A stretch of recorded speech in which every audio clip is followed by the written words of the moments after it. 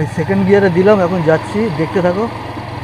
আর যা গরম এখানে আছে, আর তোমাদের অনেক অনুরোধ যে প্লিজ আমার পেজটাকে একটু সাপোর্ট করো, লাইক করো, সাবস্ক্রাইব করো, আর যতটা আর কি পারা যায় ও কতটা করো। আর এই পাড়া দিয়ে বেরোলাম এখন, বেরিয়ে প্রথম গিয়ারে আছে, সেকেন্ড গিয়ারে দিয়ে একটুখানি বেরোচ্ছি। আর এখানে এত বাম্পার না, মানে পদে পদে বাম্পার। এই দেখবে দু পা যাবে, তারপর একটা বাম্পার। আমার পেজটাকে একটু ফলো করে নাও, লাইক করো। সামনে একটা স্পোর্টস বাইক যাচ্ছে, মনে হচ্ছে R15। তা R15 বাইকটা এমনি ঠিক আছে, কিন্তু ঝুঁকে চালাতে হয়, ওটা আমার পশ্চারটা পছন্দ না।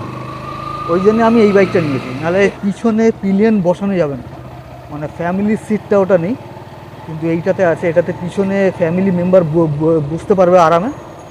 আর বডি পশ্চারটা মানে সিটিং যে পজিশনটা, এটা ভালো থাকে এই বাইকে। সোজা হয়ে বসে হ্যান্ডেলটা উপরে আছে, চালানো যায়। ওতে অনেকক্ষণ চালানোর পরেও কোনো অসুবিধা মনে হয়। আর কিন্তু যেগুলো একটু স্পোর্টস বাইক হয়, যেগুলো একটুখানি সামনে লিন হয়ে চালাতে হয়, সেগুলোতে একটুখানি চালানোর পরেই কোমরটা ব্যথা করে।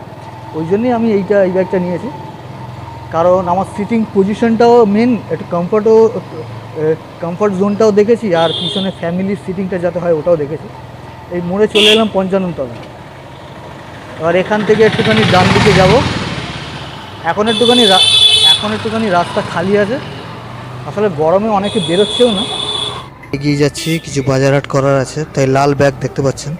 আর এই বাইকটার সম্বন্ধে যদি বলি, এই বাইকটা সবথেকে কমফোর্টেবল বাইক। বসে অনেকক্ষণ চালাতে পারবেন, আপনার কোনো ক্লান্তি মনে হবে না, যেহেতু সিটিং পজিশনটা ভালো আর হ্যান্ডেলটা একটু উঁচুর দিকে আছে, লিন করে চালানোর প্রয়োজন পড়ে না। আর পারফরমেন্স খুবই ভালো। ইয়ামা এফজেডএস যারা কিনতে চান বাইক, রিসেন্টলি এই বাইকটা নিতে পারে। আর এই বাইকটা চালিয়ে আমি খুবই মজা পাই। তো এই বাজারহাট করে একটু ফিরে যাচ্ছি আবার।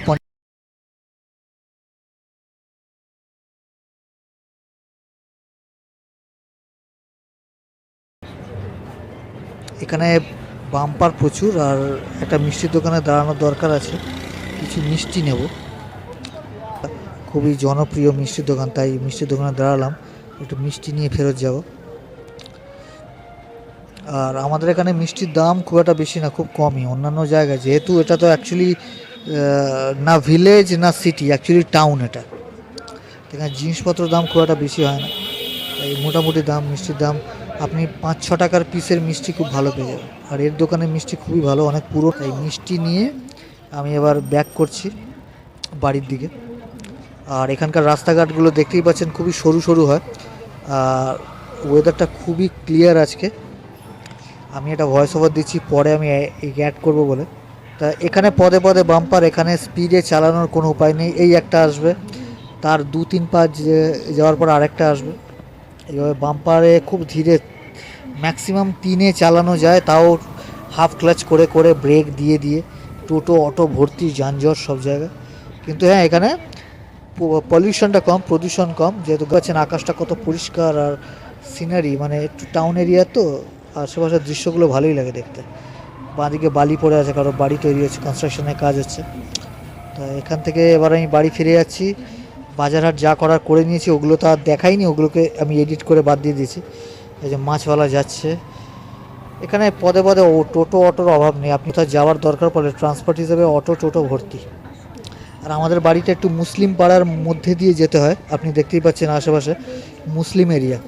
মসজিদের অপোজিটেই গলি, হিন্দু পাড়া ঢুকে যাচ্ছে যেখানে আমাদের বাড়ি আছে। তো এই হচ্ছে ব্যাপার। খুবই আস্তে চালাতে হয়, মানে স্পিড অনুযায়ী মজা পাওয়া যায় না, স্পিডে চালানো যায় না। ওটা হাই রোডের দিকে গেলে হয়, লাইন ক্রস করে গেলে সেই ভিডিও আমি দেব, রেকর্ড করব। তাই বাড়ির দিকে ঢুকে যাচ্ছে সরু সরু, খুব সাবধানে। খুব মানে আমাদের রাস্তাতে বাইক চালানো যে শিখবে সে খুব পাকা হয়ে যাবে, তার কারণ তার শুরু থেকেই অনেক কিছু বাঁচিয়ে বাঁচিয়ে তাকে চালাতে হবে। তো ওই করতে করতে অভ্যেস হয়ে যায়। মানুষকে বাঁচিয়ে, গাড়ি ঘোড়াকে বাঁচিয়ে কীভাবে স্লোতে চালানো হয়। আর গাড়ির মেন হচ্ছে স্লো চালানো, স্পিডে চালানোটা কোনো টেকনিক মানে ক্যালি না, স্লো চালানোটাই মেন।